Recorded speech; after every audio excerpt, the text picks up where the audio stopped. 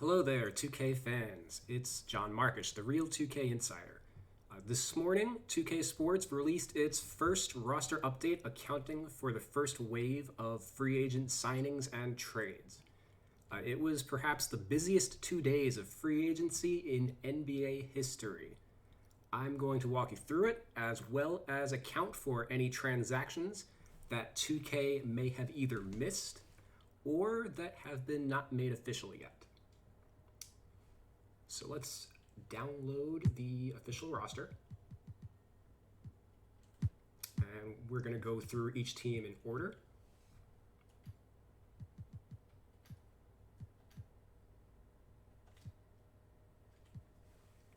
So the Sixers signed Dwight Howard to a non-guaranteed deal, about $2.6 million. And they traded shooting guard Zaire Smith for center Tony Bradley. Pretty solid overall. They shore up the center depth behind Joel Embiid. Embiid, as we all know, isn't the healthiest center in the world, so they have some reasonable depth around him, and they shored up their the wing position on the draft. So their roster looks pretty set. Moving on to Milwaukee. Milwaukee traded for Drew Holiday. That transaction became final yesterday. I believe he will start at point guard rather than shooting guard. So let me actually just make that change real quick. Oops. A little bit of lag. I'm running this off of a PS4 remote play, which is sometimes laggy. They re-signed Pat Connaughton, and they signed Torrey Craig, losing Sterling Brown in free agency also. They also signed Bobby Portis, who replaces currently Ersan Ilyasova and Robin Lopez. So the Bucks probably need to pick up one more big man, I would say, to shore up the rest of their team. One player that I can see is missing is Bryn Forbes, formerly of the San Antonio Spurs. He's a 6'2 shooter. He started at the two guard for them most of the season. I'm guessing either 2K missed that or perhaps the move wasn't made official yet. But that's let me see if he's in the free agent pool.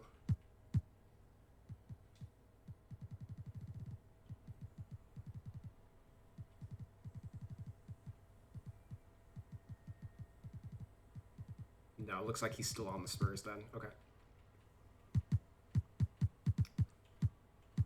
Okay, moving on to the Chicago Bulls.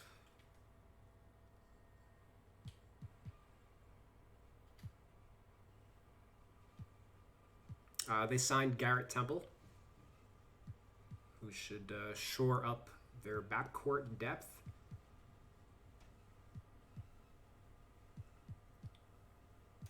And they re-signed Denzel Valentine on his qualifying offer. Overall, a pretty quiet day for the Bulls, though. Moving on to the Cavaliers.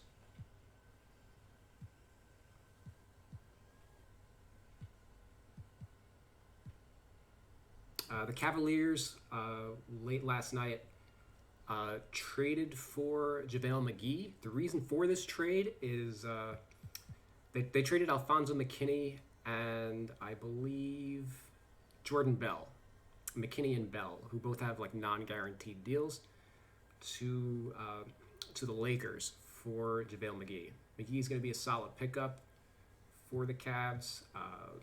Provides a backup center behind Drummond. They just lost Tristan Thompson to the Celtics. So overall, I like that, and it was for two guys that were really going to play very much. And I'll get over I'll talk about the Lakers' reasoning for that trade once we get to them. Looking at the Celtics, they signed Jeff Teague to a one-year deal as a pretty solid replacement for Brad Wanamaker.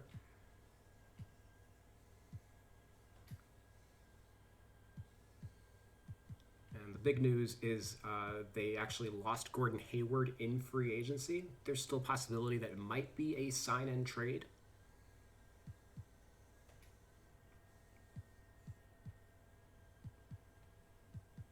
And they brought in Tristan Thompson.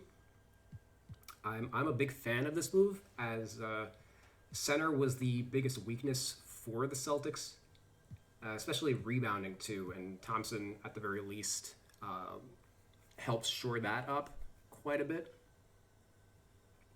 So definitely like that, and they're loaded on the wing spot. Like Jaylen Brown's actually.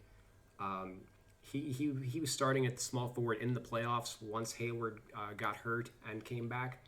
And I think that Marcus Smart, like, just the entire Celtics core between Tatum, Brown, and Smart, from the moment that Hayward was signed with them initially, the rest of them just kind of rose up to take his role. So I'm looking at Jaylen Brown as the full-time starter at the 3.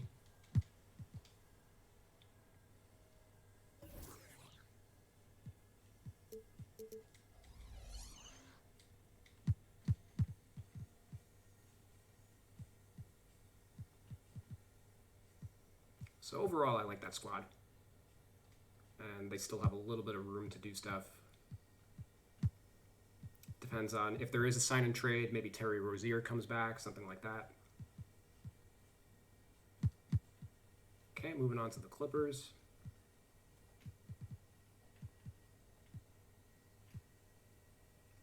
They brought back Marcus Morris on a 4-year, $64 million deal.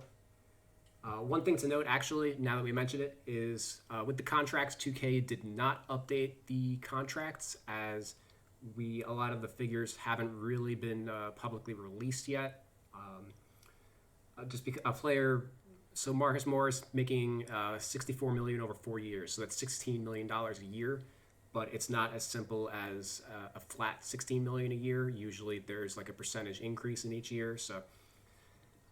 And sometimes it'll go up 1 year, down 1 year. So it looks like they're going to wait for all that data to come out before they just input the a base value. Okay, and the big move that they made yesterday was they had lost Montrezl Harrell to the Lakers in free agency, so they replaced him with Serge Ibaka. Ibaka shores up a weakness that they had. They basically lost to the Nuggets because Montrezl Harrell could not guard Nikola Jokic, sorry. He did not have the size to really man up with Nurkic. And Ibaka will help in that regard. He could even start for the team. And he also prevents a floor stretching option that both Zubac and Harrell did not. So overall, it's a pretty good pickup for the Clippers.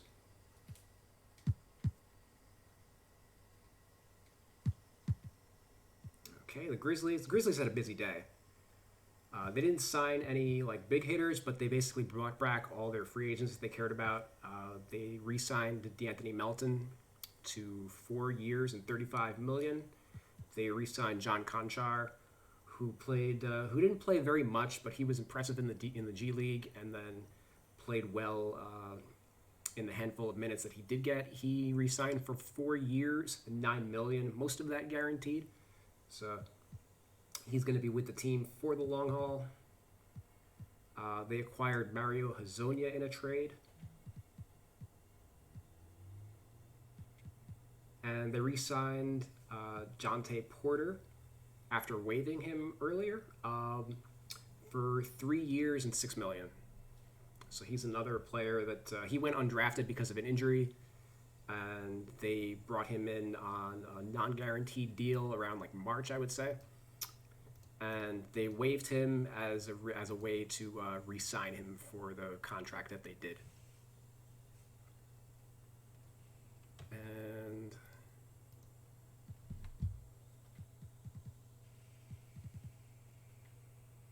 yep, that's everybody. They didn't add the two-way contract players as of yet, like Sean McDermott and Killian Till.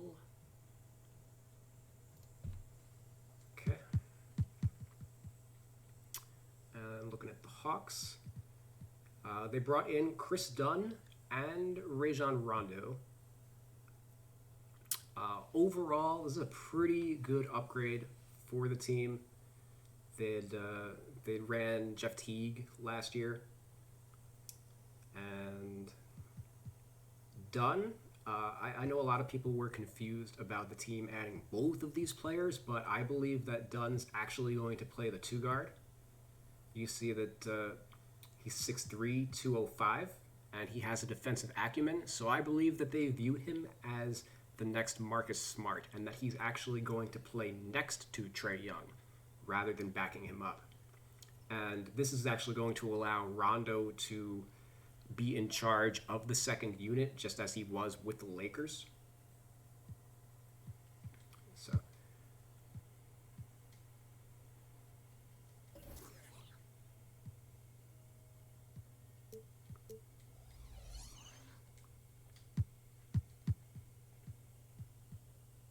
okay.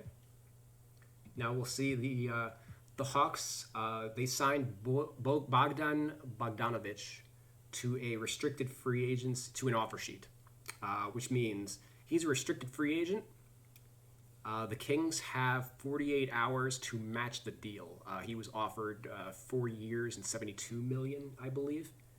I personally think that the Sacramento Kings are going to match that offer, as it's actually comparable to what Minnesota signed Malik Beasley for, and I think most people would consider Bogdanovic to be the superior player.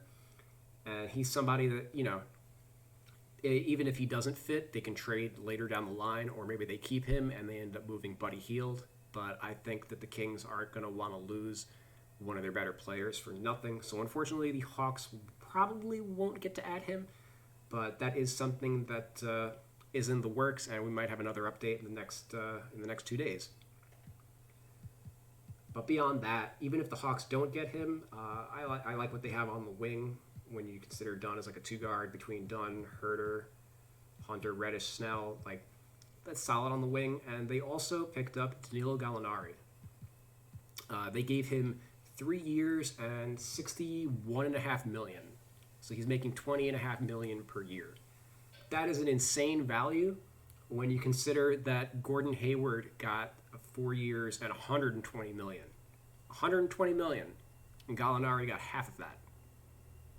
And he's probably the slightly better player at this point. And they both have similar injury histories, and they're both the same age. So the Hawks made out like bandits here. And there is a possibility that either Gallinari starts at the 3, as he began his career as a 3 and then kind of transitioned to the 4 over the last couple of years. They also might move John Collins in a trade. And it's possible that the offer sheet for Bogdanovic can actually turn into a sign and trade if the Kings do decide to match. So maybe John Collins is heading over to Sacramento. We're going to find out in the next couple of days. But I like this team. They were already, they picked up Clint Capella at the trade deadline, and then he never got a chance to play because the season ended prematurely, and then they weren't invited back. They weren't invited to the bubble. So just by adding Capella, they were already looking like a low-end playoff team, and now adding Gallinari to the mix, this might be a team that like pushes for 50 wins, I would say. And that's, they have a 21-year-old all-star in Trae Young. The really, really great offseason for the Hawks. It'll be interesting to see just how far they can take it next season.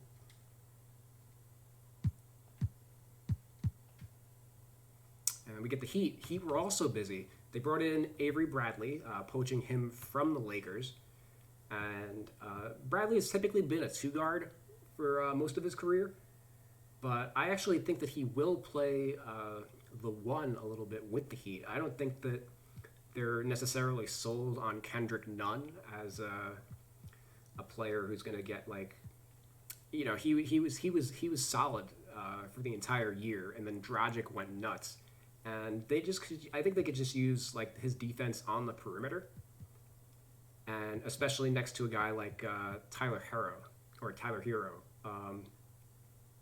Tyler Hero really blew up in the bubble, especially in the playoffs, and they're probably going to give him more on-ball responsibility. And both him and Nunn are both scorers, so it makes sense to add in a defensive specialist next to him, as I do believe that Duncan Robinson will still continue to start.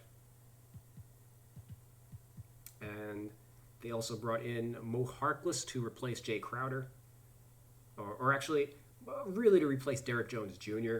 They did so a 1 year and $3.6 million, which is a lot cheaper than what Derrick Jones Jr. got with Portland. So I'm anticipating Harkless being more of like a backup 4 than a 3, as Miami typically likes to run small at the 4 spot. As mentioned, they lost Jay Crowder, but is somebody missing? Oh no, nobody's missing. Okay, nobody's missing, but we have Myers Leonard here.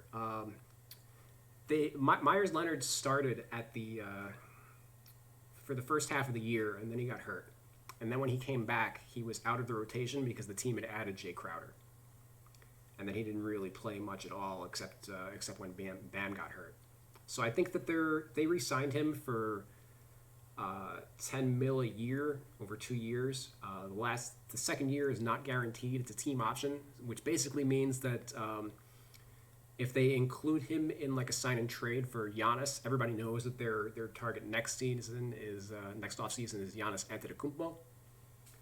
So they they also re-signed Goran Dragic to a similar deal, 2-year deal, but the second year being a team option. So they could either decline the options on those guys, or their salaries become guaranteed as part of like a sign and trade for Giannis.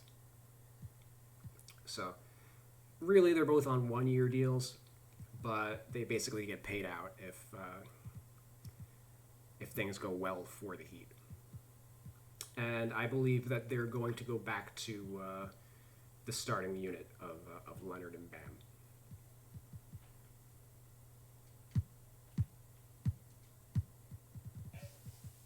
Okay, we got the Charlotte Hornets, who stole the free agency headlines by giving Gordon Hayward, as mentioned before, a 4-year, $120 million contract, which 2K did actually add in. Okay. So, looks like some of the contracts were updated, some were not. So, buyer beware, don't run off and start your seasons yet if that's something that you care about.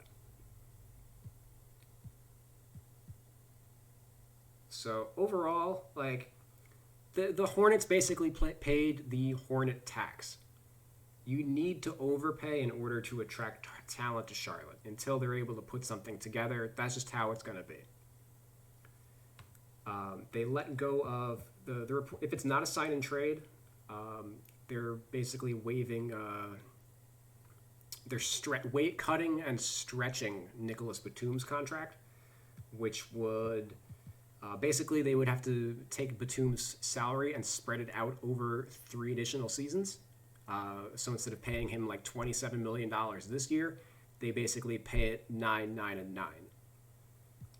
So they're doing that in order to create the space necessary to sign Hayward for this dollar amount, which really means that they're paying like $40 million a year for Hayward. But that's, you got to do what you got to do, I guess. And the Hornets, they want to be competitive. They want to chase the 8th seed. And I overall, I'm not down on the move for them. Like, Hayward also wanted to go back to being the man. He joined the Celtics, who loaded up on wing talent the moment he signed. They drafted Tatum and Jaylen Brown in the lottery, and both of those guys really panned out. Tatum became a superstar, I think, faster than anybody really anticipated. And that realistically is kind of how Hayward probably saw himself when he joined the team. So he goes back to being the man, and he's got a young pass-first point guard to work with, and Rozier and Graham. This is a small backcourt. Rozier is really a 2-guard, as he started next to Devontae Graham last year, but Devontae Graham, even as like a 6-man, they have pretty good shooters and playmaking around them. And they also re-signed Bismack Biyombo last night, who right now I guess pegs as their starting center, which makes sense because they need a defensive rebound type of guy. I'm not calling playoffs for the Hornets as of yet, but they're going to be in the conversation for those last 2 seeds. Those are usually a toss-up on the East, and that's what they want to be. You know, you can't. Rome's not built in a day. They're not going to become contenders unless they show that they're for real. All right, so the Utah Jazz. They brought back Jordan Clarkson on a 4-year deal. Oh, they also signed Donovan Mitchell to a max extension. The Celtics also signed Jason Tatum to a max extension, which was 5 years and $195 million. And both of those guys have player options for the 5th year, which is not something that's very common, but it just shows how much star power that they have, that they were able to demand that. And they also brought back Derrick Favors, which I was a little surprised by because they had just traded him to the Pelicans for draft picks the prior offseason, and now here they are bringing him back, which was, you know, the concern with him was that you couldn't play him next to Gobert effectively because of the spacing, but maybe they were just too small with Royce O'Neal as the 4. So maybe they wanted to go back to that. Plus, Favors was really good with Gobert out of the lineup. So they're just always going to have a quality center on the court. And I think he's just loved by the organization in general. And maybe the year off, the year without him, just made them realize that they didn't appreciate what he brought to the table as much as they should have. So good to see he's back in Utah. I think he's going to start, but we'll see.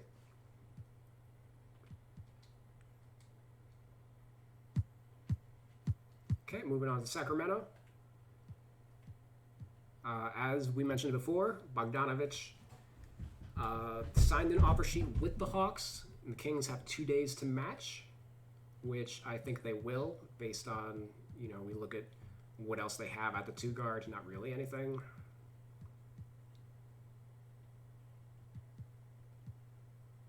And there's been talk of Hassan Whiteside is the best free agent remaining. And the Kings so far were the only team that has been linked to him. And I mean, I guess he'd be an upgrade over Rashawn Holmes as the starter. But, you know, the thing you really got to be cautious about is throwing too much money Whiteside's way, I think. You know, so we got the Knicks. Knicks are my hometown team. And so far I like all the moves that they've made this free agency. They signed Austin Rivers to 3 years and $10 million. Austin Rivers has been playing in the shadow of James Harden and Russell Westbrook the last 2 years, but he's still pretty good with the ball in his hands. And he's going to be asked to do more than just stand in the corner and shoot threes. He's a pretty good defender also. Like, I hate to say it, but Frank Ntilikina, he's got to show that he can outplay Rivers if he wants playing time. You know, he's going to be entering his 4th year. It's put up or shut up time. If you can't beat out Austin Rivers for playing time, you know. And they also re-signed Elfrid Payton, which I'm sure most Knicks fans are miserable about, but it's only for 1 year and $5 million, which is chump change for a player that overall was pretty effective. And as we saw with Rajon Rondo in the playoffs, you know, these point guards that can't shoot earlier in their careers, that's not necessarily the case later in their careers. Ricky Rubio is another example of that, of a player that, you know, he wasn't much of a shooter early, and he's slowly been adding that to his game. The passing ability, that's what's much harder to teach, and that's what Peyton's got in spades. He set some triple-double related record last year that like only Jordan Oscar Robertson, etc., had done. Like, he's the first, like, what is this guy's name doing there? So, like, he has actual ability. It's just that 3-point shot, you know? If he can even make this, instead of a 55, if he can turn that into a 75, that would be phenomenal for his pro prospects. He just needs to be competent. That's all. And then Alec Burks, 1 year, $6 million. Burks was pretty good with the Golden State Warriors last year, and he's going to fill a similar role. He's going to be good for like 19, 20 points, given if you give him a starting job. And I know people are going to look at this like, but they have R.J. Barrett. Yes, this is technically true, but I personally believe that R.J. Barrett is now going to start at the 3.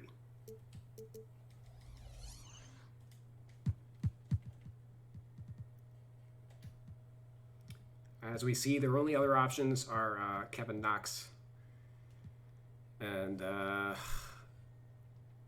yeah, it's not pretty. I'm not in favor of starting Kevin Knox. So I think Peyton, Burks, Barrett is the starting players on the perimeter, and then they also brought in Nerlens Noel on likewise a 1 year, $5 million deal. I'm super hype about this. Nerlens has been one of the better backup centers in the league the last couple of years. He's been coming off behind Steven Adams in OKC, playing only limited minutes because of that, and he's always been like starter quality, and now he's going to get a chance to prove that. Big upgrade over Taj Gibson, who was the starting center for the Knicks last year. And I personally think that Nerlens is going to start over Mitchell Robinson until Mitchell Robinson can show that he can stay out of foul trouble. I think Nerlens offers basically the same things that Robinson does, but has a higher defensive IQ. And also, all these players used to play for Kentucky. That's a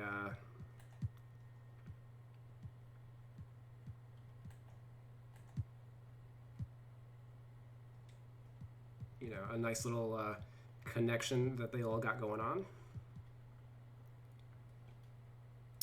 And they also traded Ed Davis, who was picked up in a previous trade. They traded Ed Davis for Amari Spellman and Jacob Evans. Now, Evans hasn't shown very much at all. I guess he'll get a chance. He'll get a look, but I wouldn't expect much of him. Maybe like the third string small forward. But Spellman, I'm a lot higher on, as he's a pretty good 3-point shooter, and that's something that the Knicks don't have. They just moved off of Bobby Portis. They don't have any other power forwards that can really shoot. I guess they drafted Obi Toppin, but Mitchell Robinson and Nerlens Noel ain't shooters, so this is a pretty solid.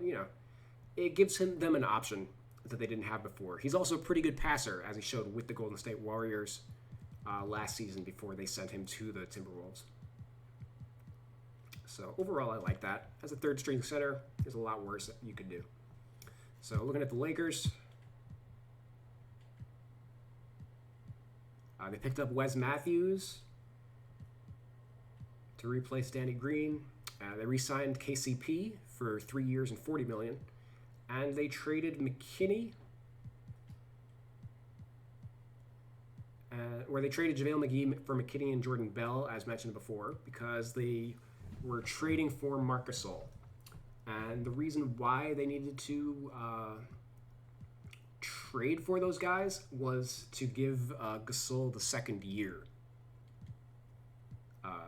in order to make it work cap-wise, basically, as they were competing with the Raptors for the Reds to sign him. So Gasol should be an upgrade over McGee, and they also signed Montrezl Harrell to be their sixth man.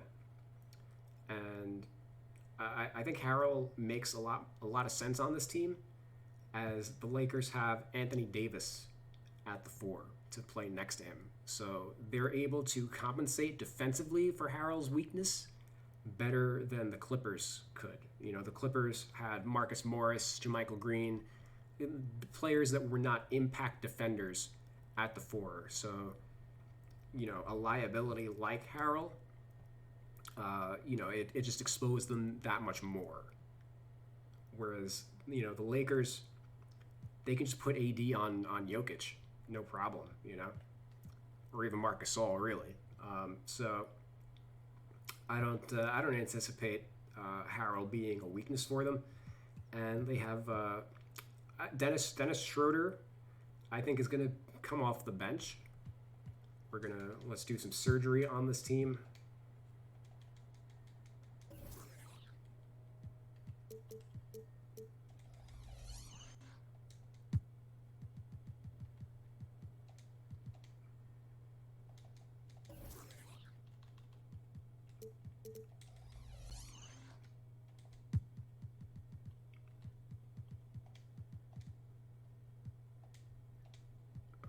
The lag.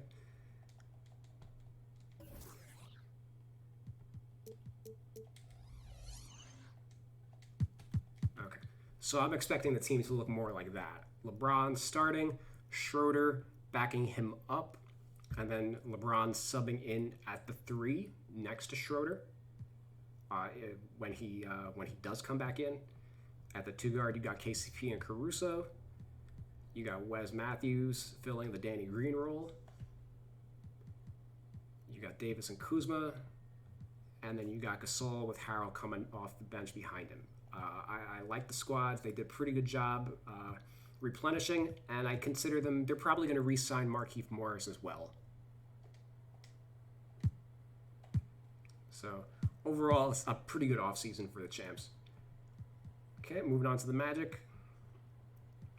They re-signed Michael Carter-Williams, but they lost DJ Augustine, basically downgrading from Augustine, a 12-year pro, to first-round pick Cole Anthony. So the Magic, for the most part, have just been staying pat with their roster, but like it's little things like that where they kind of bleed value, and if they're not making upgrades across the board, they're eventually going to make the playoffs. I don't see the assets that they have getting better at a rate that makes up for the decline that others might have.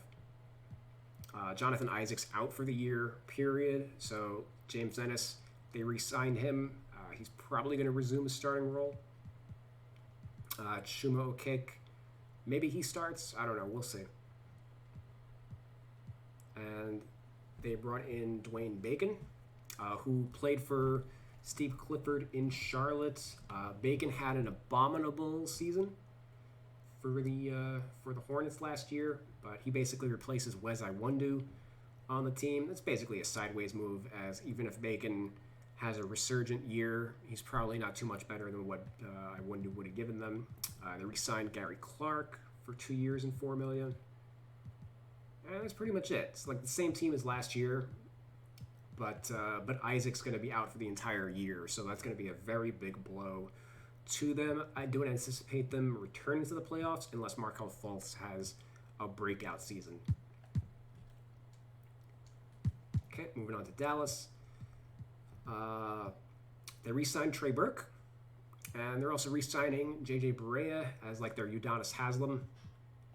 You know, he's going to be with the organization until he doesn't want to play anymore. They brought in Wes Iwundu. James Johnson was part of the Schroeder trade.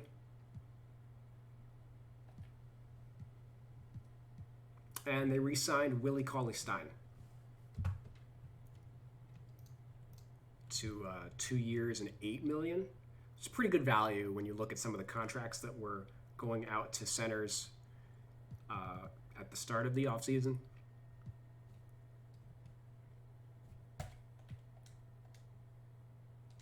Dallas, another team, they're basically running it back and hoping that Josh Richardson can kind of shore up their wing defense a little bit in a way that Seth Curry wasn't able to. Okay, looking at the Nets. The Nets are another big winner in free agency.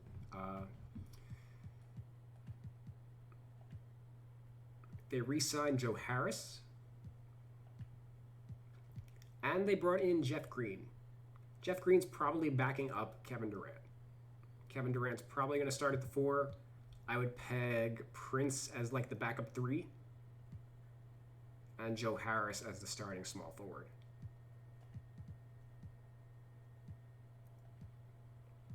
Overall, really solid. Jeff Green played out of his mind with the Rockets. And he used to play with Durant back when they were with the Thunder. So, interesting little connection there. Maybe Harden's on his way. We'll see.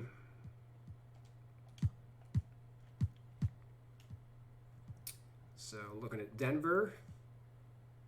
Denver kind of had a disappointing day. They lost Jeremy Grant to the Pistons. But I don't think that it's going to affect them too much. They did re-sign Paul Millsap. They also brought over, they signed JaMychal Green away from the Clippers. They signed Isaiah Hartenstein, who last played for the Rockets. Pretty good young big, only 22 years old. And between these 3 guys, they're going to hope to effectively replace Mason Plumley. Mason Plumley, much maligned for giving up the game-winning shot to Anthony Davis, but he's been a solid player for most of his time, and he's starting caliber. The Nuggets had a luxury having 2 starting caliber centers on the team. Phenomenal passer, not as good as Jokic, but still among the top 5 passing centers in the league, I would say. But they lost Jeremy Grant, and this is secretly fine because they needed to give minutes to Michael Porter Jr. anyway. Michael Porter Jr. Looks like a future star. And he's been starting at the 4, or not starting at the 4, but like backing up Millsap at the 4. And eventually, if you're going to bring back Millsap, you've got to find time for Porter.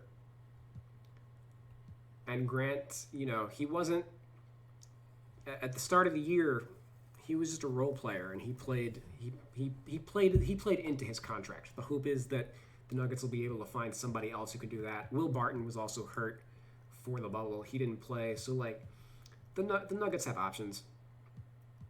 And we see that the one player who is missing is Facundo Campazzo. I don't know if I'm pronouncing that right. Facundo. Point guard from Argentina. He's basically like a 29-year-old Pablo Prigioni.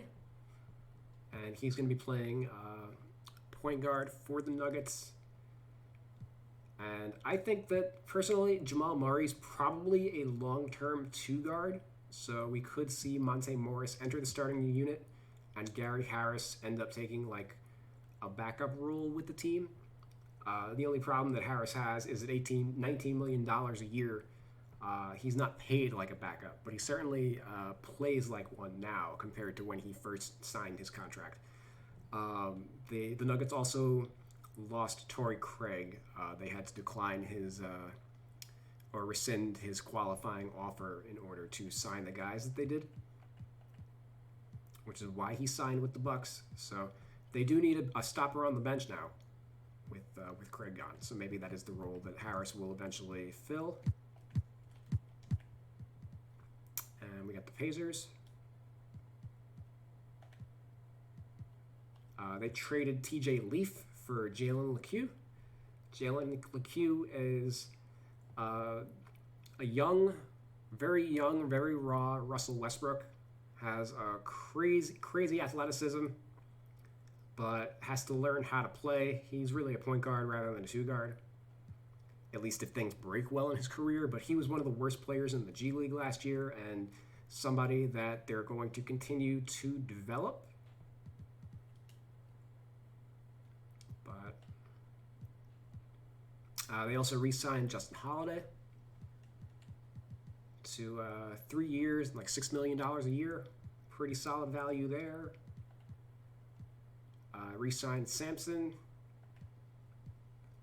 and signed Amida Brima out of Europe, who's a center that is a good, defensive rebounding or his calling cards. So fits in well with the Pacers there. Moving on to the Pelicans. Brandon Ingram's a restricted free agent. He's going to re-sign for the max. It just isn't official yet. So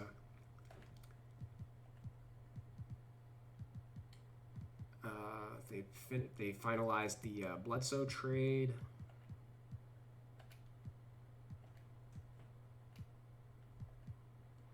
And they signed Willie Hernan-Gomez just as like a third string center. And obviously Steven Adams is now part of the team. And it seems like they're still going to sign some low-end guys in free agency, as they only have like 13 guys, it looks like.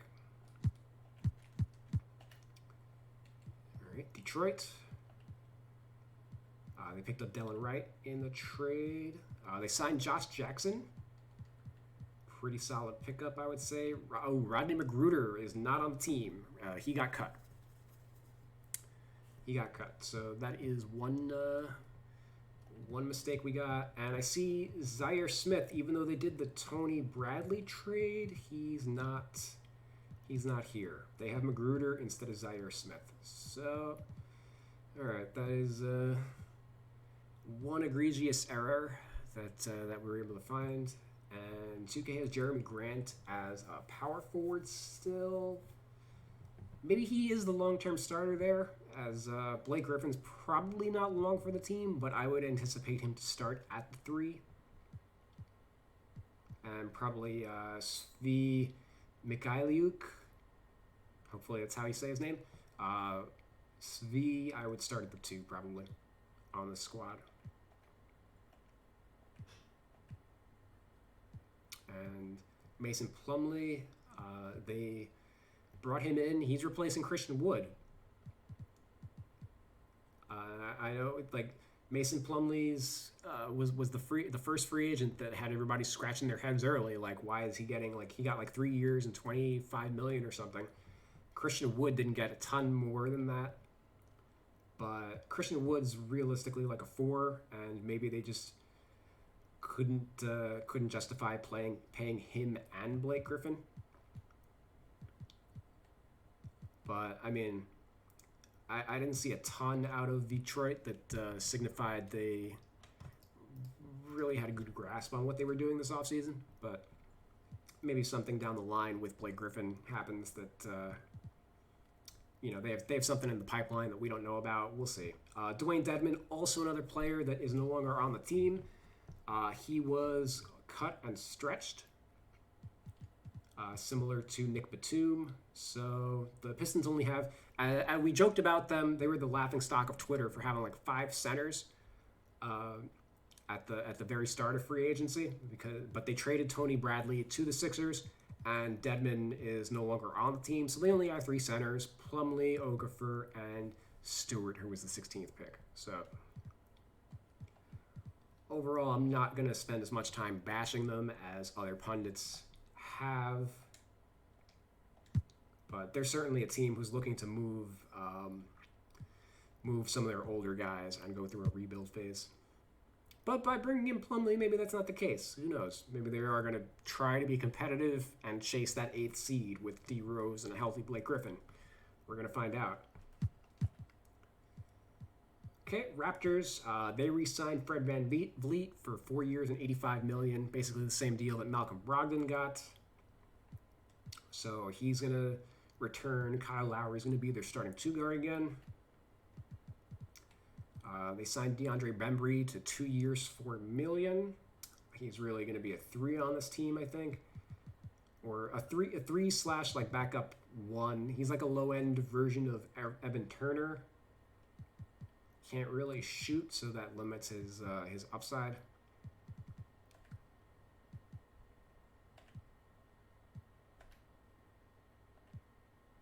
And the Raptors lost Marc Gasol, but they brought in Aaron Baines, which I think is a huge pickup because Baines has a lot of the same skills, tough defender, and a pretty good shooter. Something he really worked on over his career, and he when DeAndre Ayton was suspended with the Phoenix Suns, Baines really stepped up and showed that he was capable of handling a starting role in big minutes. So overall, I love him getting this opportunity here on a contending ball club. I don't recall what his contract details were, but I'm sure they're better than whatever the Pistons gave Mason Plumley. Like overall a steal for the Raptors to get him. The Rockets had a kind of quiet day. They brought in Sterling Brown, and they signed Christian Wood. Christian Wood's probably going to play the five, like Tucker and Wood are like interchangeable as the starting front court. However you want to determine which one's the 5 or the 4 is kind of irrelevant. Both are good shooters. Wood fits the Houston Rockets system pretty well, to be honest, since he's an athletic. His entire skill set. He's basically an athletic floor running 5. He blocks shots, shoots threes, and can rim roll. So the Rockets, like earlier in the offseason, the talk was Harden and Westbrook. It seems like they were going to break up, and then market didn't really exist for either player. So it looks like they're going to be patient in moving those guys and instead just try to be competitive in the interim rather than just blowing it up, which I think a lot of people anticipated when they traded Robert Covington. I think they traded Covington and realized, oh, nobody wants the rest of our team, and then they kind of had to make do and like abort that plan. But moving on to the Spurs. Okay, yeah, there's Bryn Forbes. He's on the Bucks now.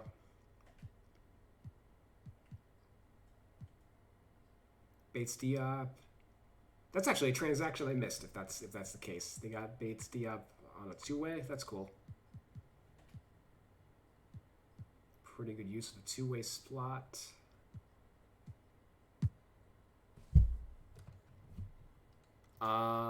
They are missing Rondé Hollis Jefferson, who was reported to go to the Spurs.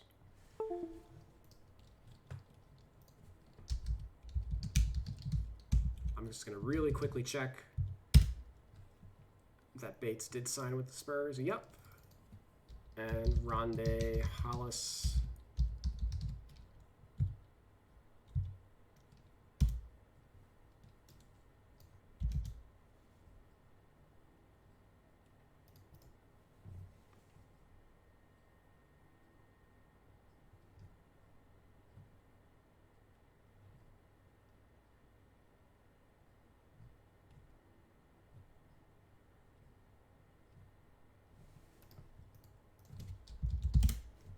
Figure it out.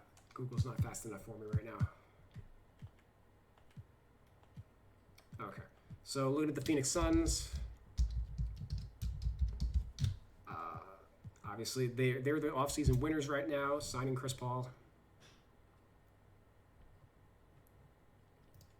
Or trading for Chris Paul, I should say. They re-signed Javon Carter to a 3-year deal.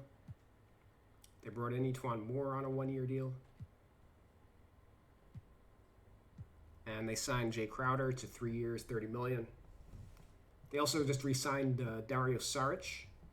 So Cam Johnson, who started the entire year at the 4, looks like he's going to be the backup 3. As Crowder and Dario split most of the power forward minutes. Jalen Smith is probably looking like a backup 5. Behind DeAndre Ayton. They also signed Damian Jones to back up Ayton. Jones he doesn't offer much beyond his dunking ability. He's like a very poor man's DeAndre Jordan, but that's probably pretty good value for a team that has Chris Paul, right?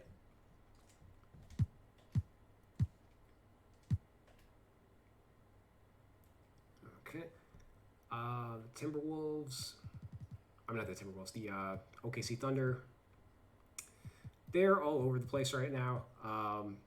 They have a bunch of players who are going to be cut at some point. Once they still have a lot of work to do. They have like 21 players under contract right now, so I'm sure a bunch of them are going to be missing from this list right now. But They added Josh Gray. Josh Gray is not going to be on a two-way contract. They got Josh Gray, Zillan Cheatham, and Kenrich Williams as part of the Dennis Schroeder, Steven Adams, Drew Holiday trade. All three of those guys are on 3-year deals, only the first of which is guaranteed. So Cheatham and Gray are on standard contracts, not two-ways. They're probably on two-ways here because there just isn't space for them otherwise. But OKC actually, they have their two-way slots filled by Josh Hall, who was an undrafted free agent, and Moses Brown, who played for the Portland Trailblazers last year. So, Gray. Ariza's probably going to be on the move again, or one of the first players cut. Probably ditto for Darius Miller, who was also sent over in that trade. He had his contract guaranteed by being part of the trade. So those are two guys that I would not expect to be on the team this year. Admiral Schofield, apparently is part of the trade. I did not realize that. Cool. So he has a pretty big opportunity. As I expect them to clear house. Anybody who's over the 30 and up is probably not long for the team. Horford, they would like to move, but they may not be able to, and he's probably going to be the starting 5 this year if they can't. They got Justin Jackson part of that trade. TJ Leaf from the Jalen LeCue trade.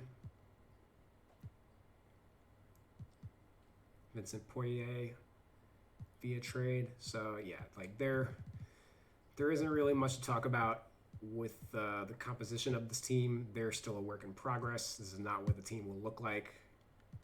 George Hill is probably another player that'll be on the move also. Yeah. As they accumulate non-stop draft picks. Looking at the Timberwolves.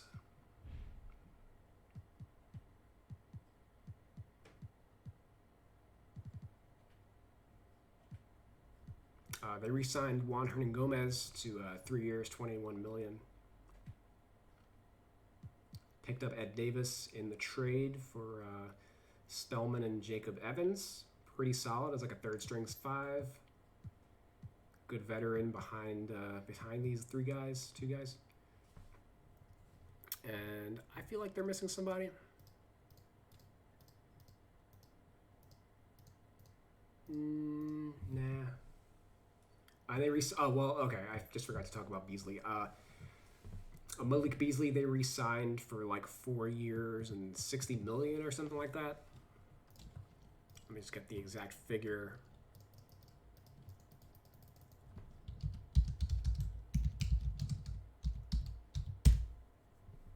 4 years, $60 million. So 4 years, $60 million for Beasley. This is why I think that the Kings should match on Bogdanovich. 4 years, 72 million for Bogdanovich, or 4 years, $60 million for Beasley. I'd rather have Bogdanovich.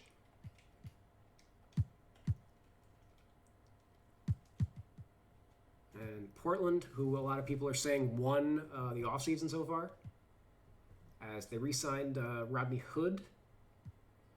They signed Derrick Jones Jr. away from the Heat. They re-signed Carmelo Anthony. They traded for Robert Covington. They acquired Enes Kanter in a trade. And they signed Harry Giles III as like the third string behind these guys. Moses Brown, as I just mentioned, he's now part of the Thunder, but there just isn't space for him on the roster right now. And somebody missing? Nah, nobody's missing. I just think that the positions can be cleaned up a little bit. I think Covington's going to start at 3.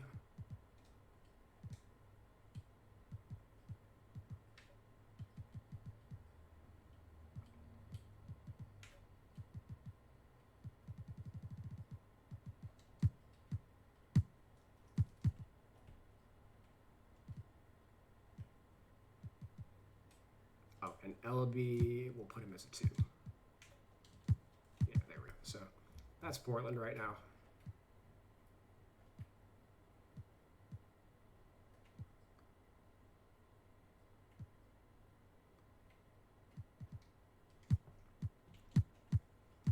And Golden State. As we know, the big story of their offseason is they lost Klay Thompson to a torn Achilles. He is out for the year, so they've they're in panic mode right now. You know, they're the most expensive team in the league, and but they're not going to be able to. They're not realistic contenders at the moment unless somebody like Andrew Wiggins or Kelly Oubre takes a major step forward. We anticipate Wiggins to be the starting 2. So they signed Brad Wanamaker as Curry's backup. Pretty solid. He's big enough that he can play next to him in a pinch. And they also signed Kent Bazemore away from the Kings. Bazemore started his career with Golden State, so nice little homecoming for him. And one of the reasons why he came back is he anticipated having he's going to fill the void of Klay Thompson being out. You know, there's an opportunity for him.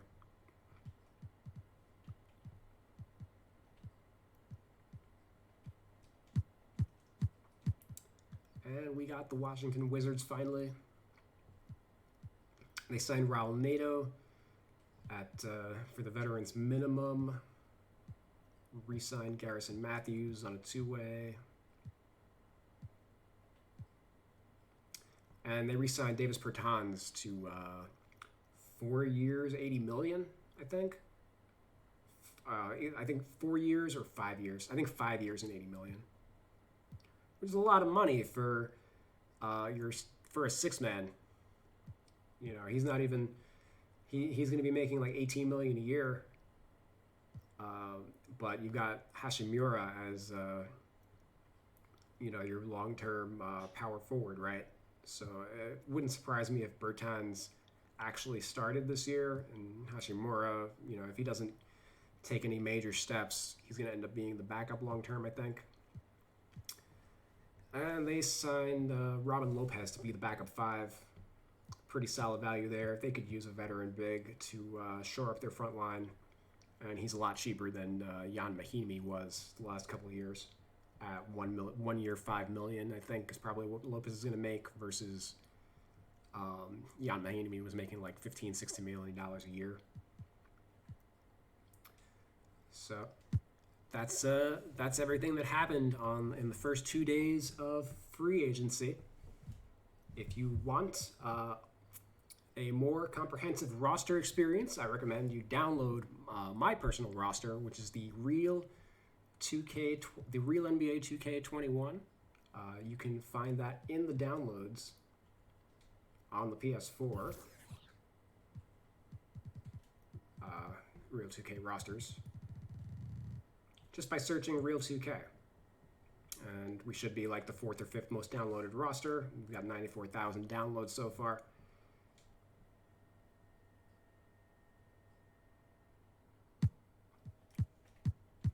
As I do account for all of the transactions, and I've mostly been updating the contracts where I have the information. Also adding in the various 2-way players that 2K has not gotten a chance to add as of yet. And that once again is available on the PS4. You can download that by searching Real 2K. Thanks guys for watching, and be sure to like, follow, and subscribe to get more NBA 2K roster content. Thanks for watching.